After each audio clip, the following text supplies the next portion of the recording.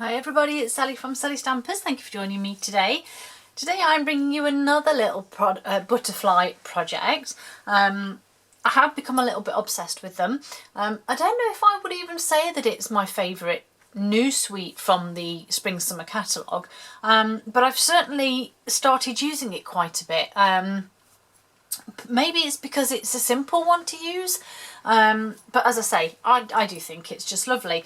And so I've created this box to show you today. It's just got a couple of punched out butterflies here on the front, and then it's got a couple more of the stamped ones on the top, as you can see, where I've sort of stamped and stamped off to sort of colour it in lighter and a little sentiment. And then I've used the blossoms elements on the top here because I just thought they fit so well. And then again I've used the gorgeous flax ribbon here just to create a little bow around the lid. And then when you take the lid off, although it doesn't explode, but it is a lovely collection of chocolates inside. I did sort of create it because I thought if you just have these 4 panels that open as a normal exploding box, then the chocolate's just going to spill everywhere, but at least they're fairly contained in this. And you just simply work your way round, folding them in one way and then the other.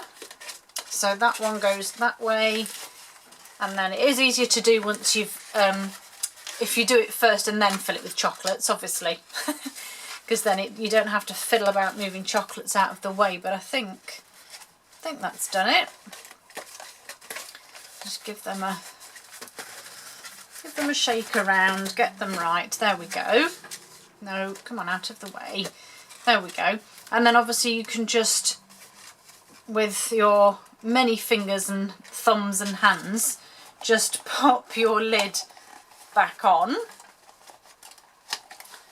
As I say, it's easier to put the sweets in first. And there's your lid, and it sits just snugly, just so you can, and it actually doesn't look, you don't get the gaps where you would if you were to cut those 4 corner panels away. You don't actually get that gap because it's folded, so it actually is a tidy looking box, I think, anyway. So I'm going to show you how to make it. As I said, it is really quite simple. So for the base of your box, you're going to need a sheet of cardstock that is 9 inches by 9 inches, which is 27 centimetres by 27 centimetres.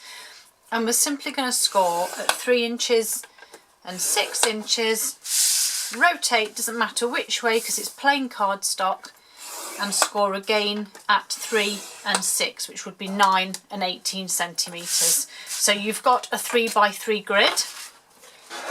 And unsurprisingly, the dogs are starting. Always the same. So we're simply then going to grab a nice long ruler and your scoring tool. Now honestly, they have not said a word all morning. Typical.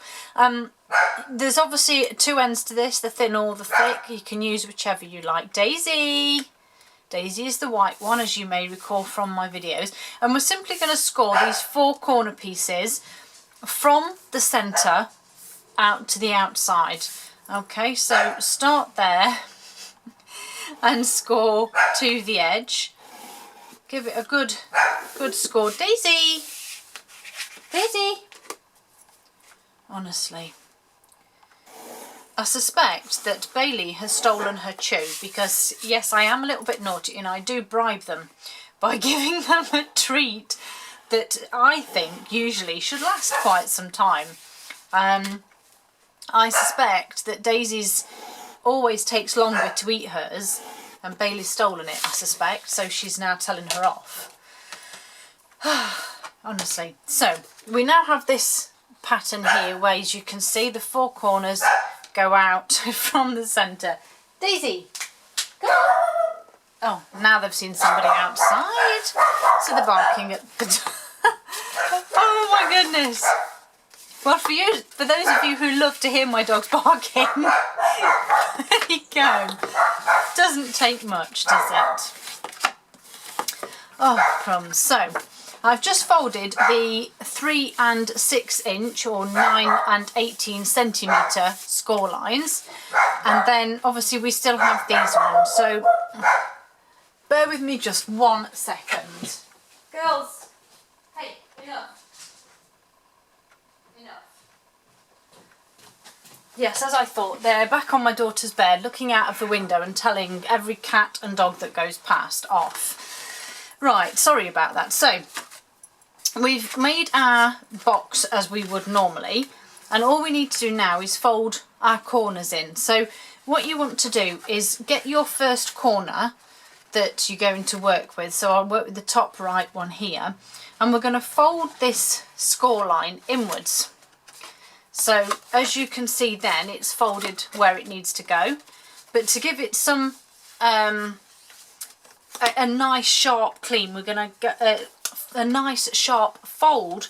We're just going to score it, and then we're going to do exactly the same with this one, and it will just go the way it wants to. And if you can see here, I'm just literally folding it in and then scoring it. Okay, so that one now will go that way, that one will go that way. So this one, again, do exactly the same, fold it down, and if you've done your score line from the edge to the centre, then you don't need to worry about them being lined up, because they should just automatically line up. And then the last one, again, we just fold over here, and I'm just simply scoring that fold. And there you have your box, which now will fold up.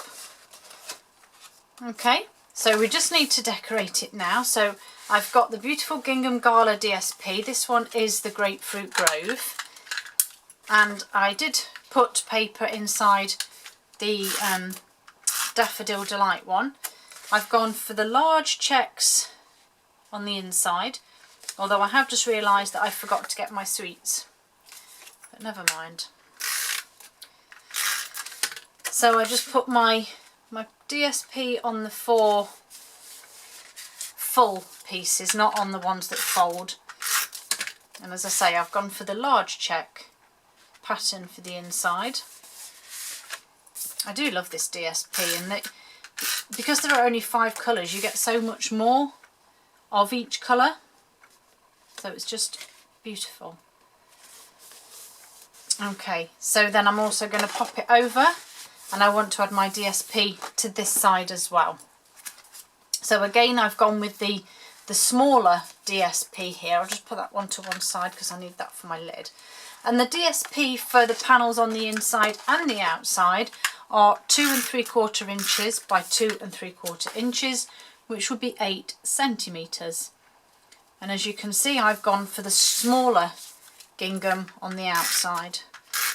And I also, my idea behind these actually were that they'd be ideal for Easter eggs. So you could potentially fit a Kinder egg inside. You could make a support that could sit an Easter egg inside. You just need your circle punch and make a little framework for your egg to sit in. There are numerous things that you could put inside those little solid chocolate eggs, maybe anything really. So that is my box. So I'm going to put that to one side for a moment because I don't need that, but I do need to do my lid. So I've got a shim of cardstock here, and my lid that is 5 inches by 5 inches, or 14 centimetres by 14 centimetres.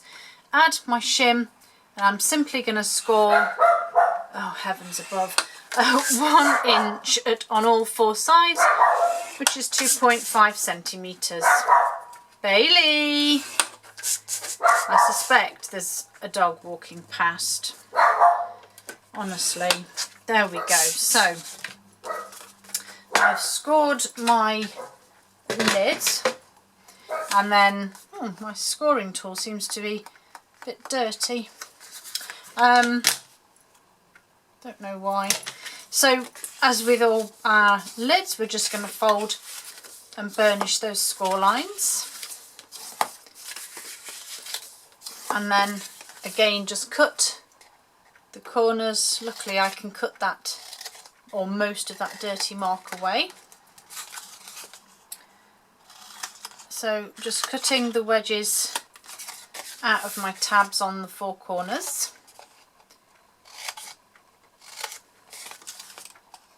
And then the panel for the centre of this is still the same, so it's still 2 3/4 inches by 2 3/4 inches, or 8 centimetres by 8 centimetres. So I'm just going to pop that on whilst my box is flat, and then I'm just going to grab some wet glue on my tabs.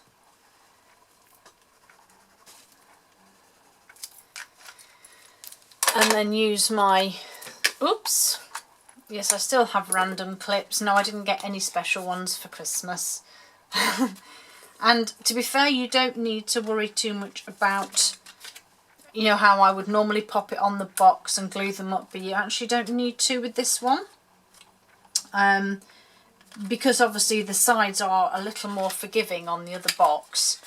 On this box, because it's an exploding box, it actually does make it easier just to get the lid on. And to be fair, I tried it with the yellow one and it does just fit. You don't need to worry. So I've just glued that up and put my clips on just to keep them in place just while I do my decoration. So my shim that I had earlier and my beautiful butterfly duet punch, I'm just going to punch those out of there, as I need those for the side of the box, just to go on the front there.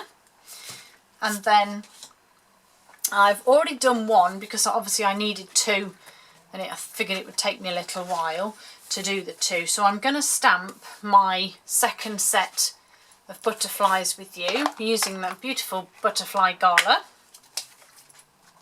So I've gone with the, what I would class as a traditional looking butterfly, which is this one with the sort of darker edges.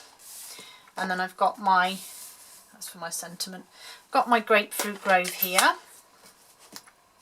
So I'm going to stamp the butterflies directly onto there. And then, oh yes, I forgot again. It's because I've just went and had some lunch. So my stamping list has dried out. So just give that a clean. And then, as I'm sure I've shown you before, you have the parts to fill in your butterfly, which I've just done and stamped off. Can't really see very well here without getting my head in shot, so I'll just do them as best I can. So this is the bottom half. As I say, just line up and, well, stamp off, and then you can just line up. Then my little butterfly stamped off.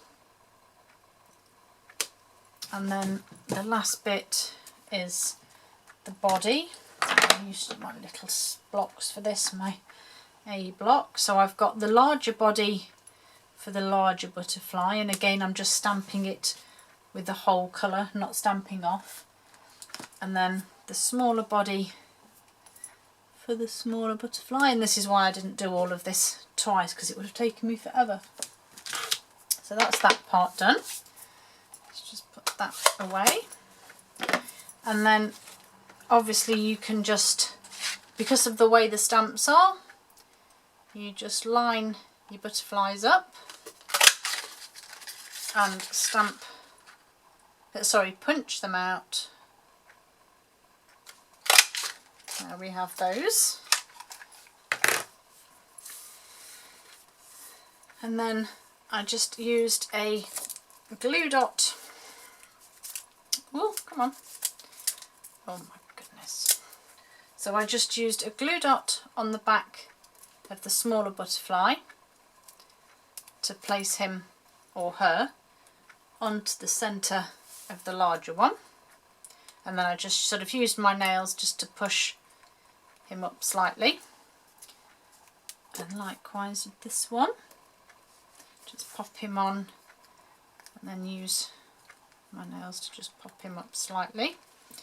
And then I just added some mini dimensionals onto the back of each wing.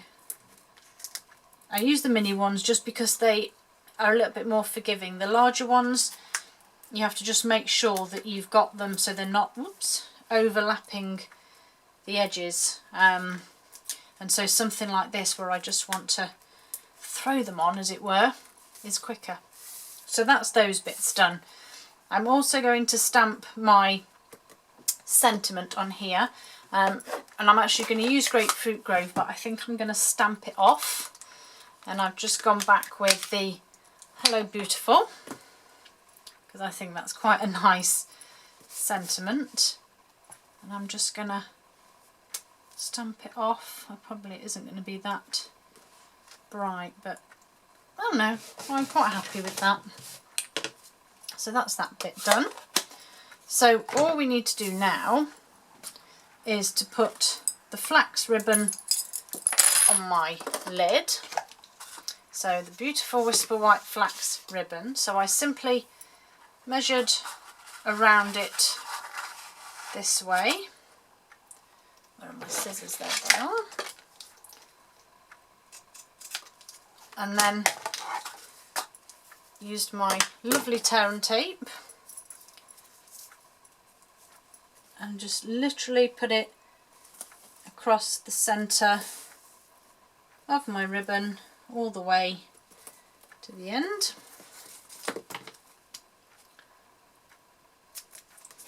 And then this is always the tricky part, and I was meant to prepare one earlier but I forgot, never mind. So I just take the backing off, and I only take a little bit at a time, and so I start at whatever I decide is going to be the back of my box, and I start in the centre, obviously making sure that it's as straight as I can get it, and then I just pull some of the backing off, again making sure it's straight. So if you can see, I'm just pulling the backing off with my finger as I go along, and again just line that up there, and then for this last one I can take the backing off and then just come to the front where it joins. So there's that part done, and then I just need to make my bow. So I need to decide how big I want my bow to be, and I actually thought that the last one I did was a little small. So slightly bigger length of flax ribbon there. Another piece of tear and tape. This was where I was fiddling for ages earlier trying to do this. Hopefully I'll have some luck my way and it won't take me as long.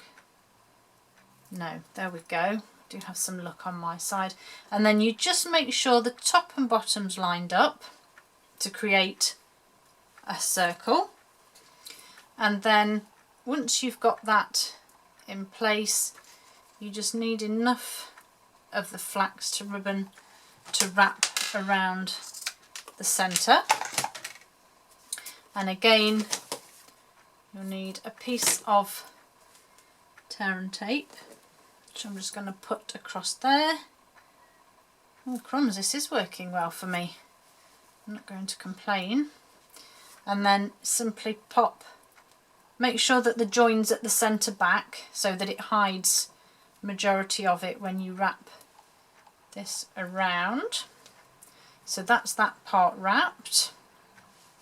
So there's my bow, and then I'm just going to add another square of tear and tape onto the back here. That's a bit too long there, I don't want that bit sticking over. And again, oh, now when I stick it on, if you can see here, this is the end where the wrap went round, so that's the rough end. Make sure that's pointing down when you pop it on your box, and then you just, obviously when you're looking at the top, you don't get to see that sort of join part, and then just squeeze that in place, and then I just give my bows a little push. So bring this back in. So as I say, I just sort of work my way around, folding all of that in, and then I just want to pop my lid on, just carefully.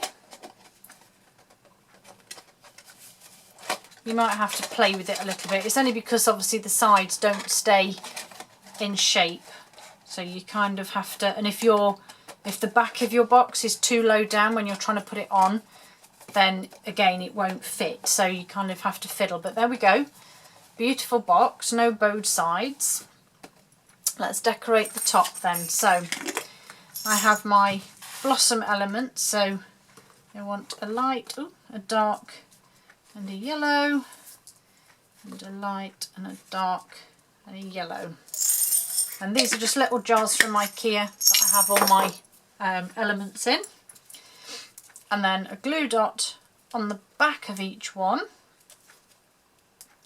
to just then pop in the corner.